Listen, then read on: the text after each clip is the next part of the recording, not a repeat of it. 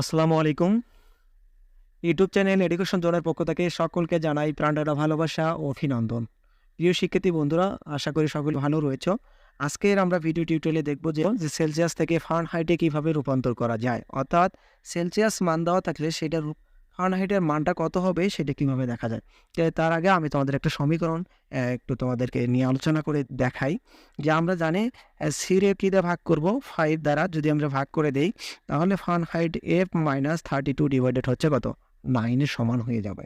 তাহলে প্রিয় শিক্ষার্থীরা, আমি তোমাদের জ্ঞাতার্থে বলে রাখি যে যেহেতু সি এর মান দেওয়া রয়েছে তার মানে আমাদের এফ এর মানটা বের করতে হবে।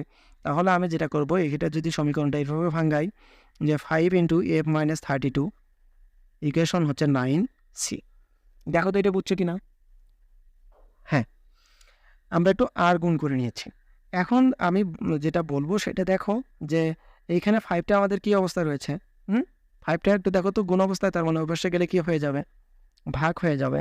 তাহলে আমি তাই করব, 9c ভাগ হচ্ছে 5। এখন 32টা এখানে কি অবস্থায় আছে, বিয়োগ, তাহলে অবশ্যই গেলে কি হবে, যোগ হয়ে যাবে। তাহলে আমি এফ সমান যেটা লিখবো 9c ডিভাইডেড হচ্ছে 5 প্লাস হচ্ছে 32।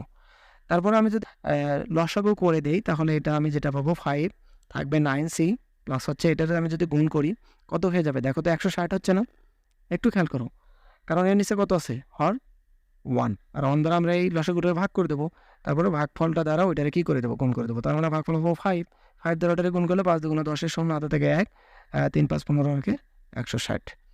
আশা করি এতটুকু তোমরা বুঝতে পেরেছো। তাহলে এফ সমান আমি যেটা পেলাম, হ্যাঁ, সেটা হলো 9c প্লাস 160 ডিভাইডেড হচ্ছে 5। তাহলে আমরা চলো এখন সেই কাজটাই করব। তাহলে আমি যেটা প্রথমে লিখবো, বলো তো কী লিখবো, প্রথমে লিখবো হ্যাশ, তারপরে যেটা লিখবো ইনক্লুড অ্যাঙ্গেল ব্র্যাকেট দিয়ে stdio.h, বাস। তারপরে আমরা এখানে ইন্ট দিয়ে মেইন ফাংশন দিয়ে দেব, বাস। এখন যে কাজটা আমি করব সেটা ওপেন কার্লিয়াস দিয়ে দেব।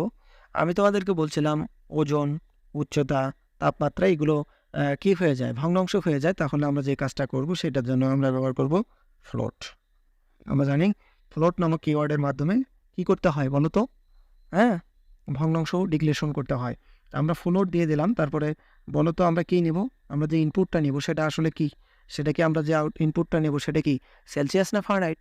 যেহেতু আমরা ফারেনহাইটে বের করব তার মানে এটা আউটপুট, তাহলে আমাদের ইনপুটটা হচ্ছে Celsius.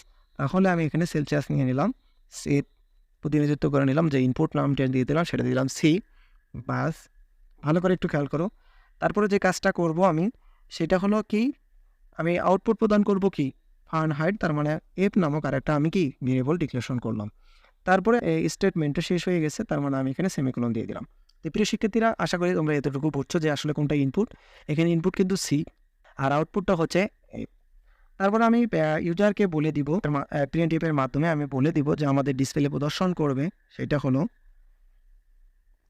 Inter please enter Celsius, বাস ডাবল কোটেশনের মধ্যে দিয়ে দিলাম। এবং বাস, প্রিয় শিক্ষার্থী বন্ধুরা, আমরা ইউজারকে বলে দেওয়ার পরে ইউজার কী করবে, আমাদেরকে তাপমাত্রাটার পরিমাণ দিয়ে দিবে। তার মানে আমরা যদি সেটা নিতে চাই সেটা কি করব, স্ক্যানএফের মাধ্যমে আমরা সেই ইনপুটটা গ্রহণ করে নেব। আর একটা কথা বলে রাখি, আমি যেহেতু এখানে ফ্লোট ব্যবহার করেছি তাহলে আমরা জানি যে এখানে কী ব্যবহার করতে হবে, %f, বাস। তারপরে কমা দিয়ে আমাকে অ্যাড্রেস ডেটা দিয়ে দিতে হবে যে আমি কোন জায়গায় রাখবো, ওটা সি নামক একটা ভেরিয়েবলের মধ্যে রেখে দেবো। তারপরে স্টেটমেন্টটা শেষ হয়ে গেলে আমি সেমিকোলনটা দিয়ে দিব। এখন প্রিয় শিক্ষার্থী বন্ধুরা, বলো তো আমরা কী করব, ইনপুট নিয়েছি তার মানে আমাদের এখন প্রসেসিং করতে হবে। তাহলে আমি যেটা এখন লিখবো, এফ ইকুয়েশন 9 ইন্টু হচ্ছে সি প্লাস 160, বাস। তারপরে আমি যেটা দিয়ে দেবো সেটা হলো 5। বুঝতে পেরেছো না? আশা করি বুঝতে পেরেছো।